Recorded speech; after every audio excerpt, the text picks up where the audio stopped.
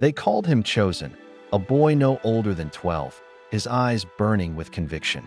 He spoke of visions from heaven, of angels whispering that he would lead an army of innocents to reclaim the Holy Land. Thousands believed him. Peasants abandoned their homes, mothers followed barefoot, fathers handed over their sons. What began as a miracle soon unraveled into a nightmare. This is the tragic story of the Children's Crusade and the child prophet whose divine calling led thousands to perish. Like, subscribe, and stay with us as we unfold one of history's most haunting tales. Europe, 1212. The air was thick with hunger and faith. The Crusades had dragged on for over a century, leaving kingdoms broken and hearts hollow. Rumors spread like wildfire through the villages of a boy from France named Stephen of Cloyes who claimed to have received a letter from Christ himself. He promised that the sea would part before the pure, that no swords were needed, only faith. To a starving, desperate people, those words sounded like salvation. To others, they sounded like madness. Stephen was said to be a shepherd's son, with a voice that could stir even the most hardened heart. Villagers swore they saw miracles when he spoke, blind men claiming to see, sick children rising from their beds. Whether truth or hysteria, the momentum grew. Crowds swelled around him. Men of God and peasants alike fell to their knees. He declared that only children, pure of sin, could reclaim Jerusalem.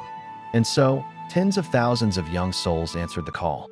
They came barefoot, clutching wooden crosses and ragged banners painted with lambs and doves. The roads from France to Marseille filled with their chants. Deus vult, God wills it. Witnesses described them as a sea of innocence flowing southward, their faith blinding them to the dangers ahead. No army, no supplies, no leadership, only conviction. To many, it was a sign of holy revival. To others, it was the beginning of a death march.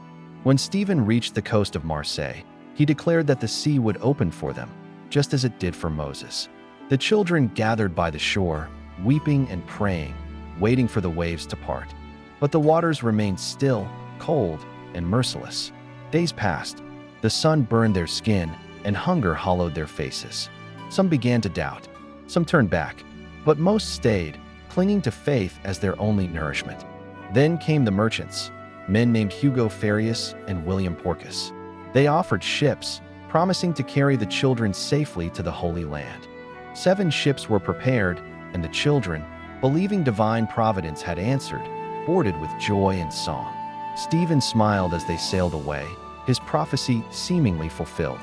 But what awaited them beyond the horizon was not Jerusalem, it was betrayal. Of the 7 ships, 2 sank in a violent storm near Sardinia, drowning hundreds. The remaining 5 reached the coast of North Africa, not to wage holy war, but to be sold. The merchants had struck a deal with Arab slave traders. The children were dragged from the decks, shackled, and marched into the markets of Tunis and Alexandria. They had not found the Holy Land. They had become its currency. Imagine their terror, the cries echoing through stone alleys, the sound of chains clattering as young feet stumbled through foreign sands. Some were bought by wealthy men, others forced into labor or harems. Many vanished without a trace. Of the tens of thousands who followed Stephen's call, historians believe fewer than a few hundred ever returned. The sea had not opened. It had devoured them. Back in France, Stephen vanished from history almost as suddenly as he appeared. Some say he was arrested by the king. Others claim he died young, burdened by guilt. To many, he remained a mystery, a child who may have believed his own visions or one manipulated by forces far beyond his understanding. His crusade became both legend and warning. At the same time, a similar movement was rising in Germany, led by another child prophet, Nicholas of Cologne. He, too, preached purity, promising that the Mediterranean would yield to the faithful. Like Stephen, he gathered thousands of young followers, many from noble families. Their journey, too, would end in despair. Nicholas's army of children crossed the Alps, barefoot, starving, and freezing.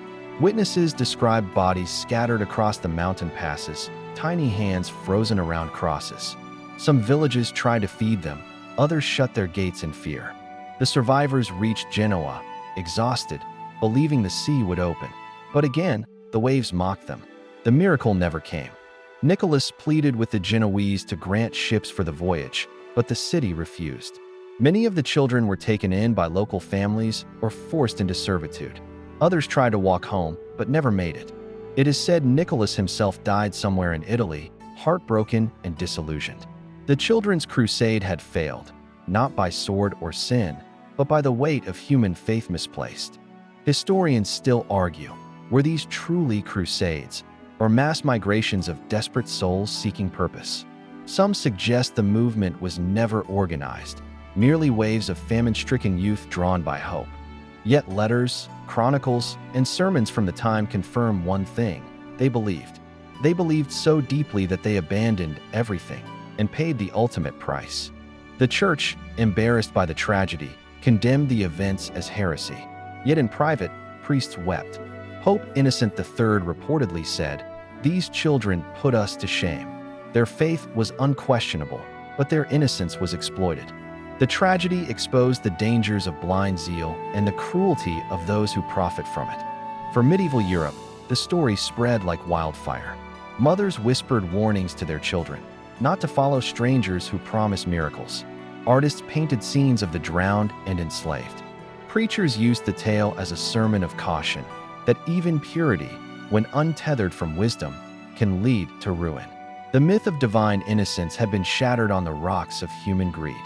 And yet, for centuries, the legend persisted.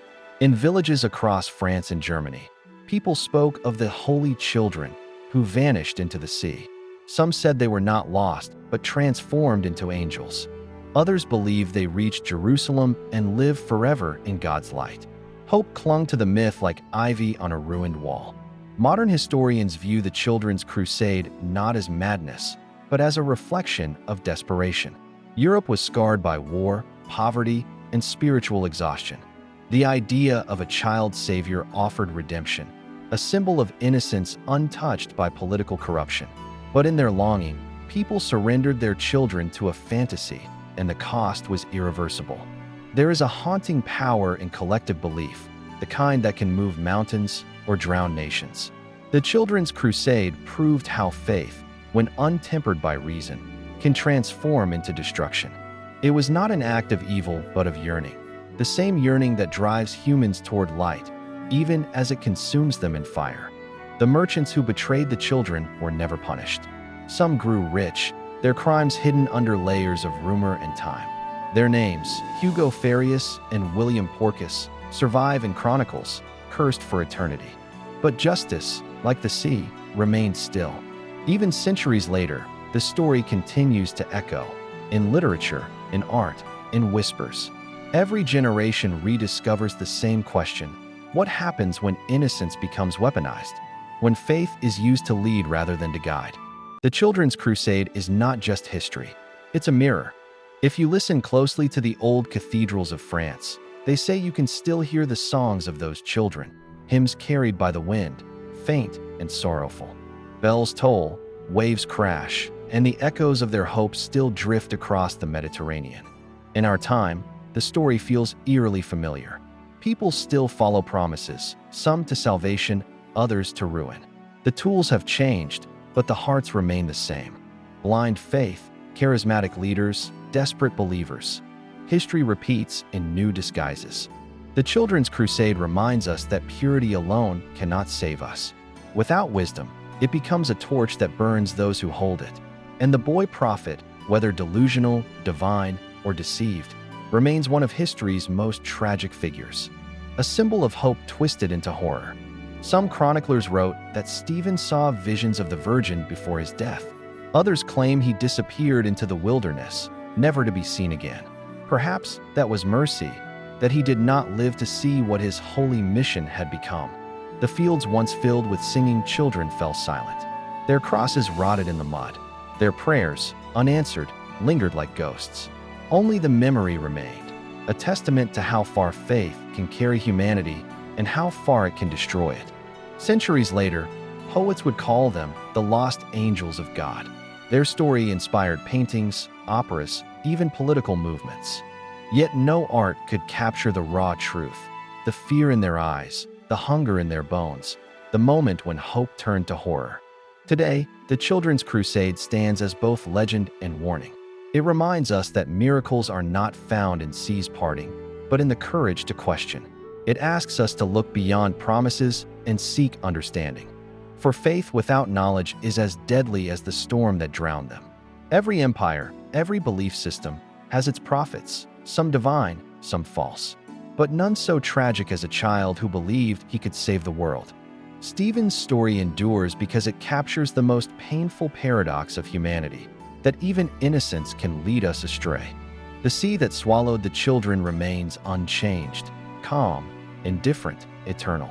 It reflects the sky the same way it did that day in 1212, when thousands stood by the shore waiting for a miracle that never came. Perhaps that is the true lesson, that not even faith can command the sea. If this story moved you, take a moment to reflect on belief, on innocence, on how easily hope can become tragedy. Remember the children who followed their prophet to the end of the world. Don't forget to like, subscribe, and join us again as we uncover more forgotten histories where faith, fate, and humanity collide.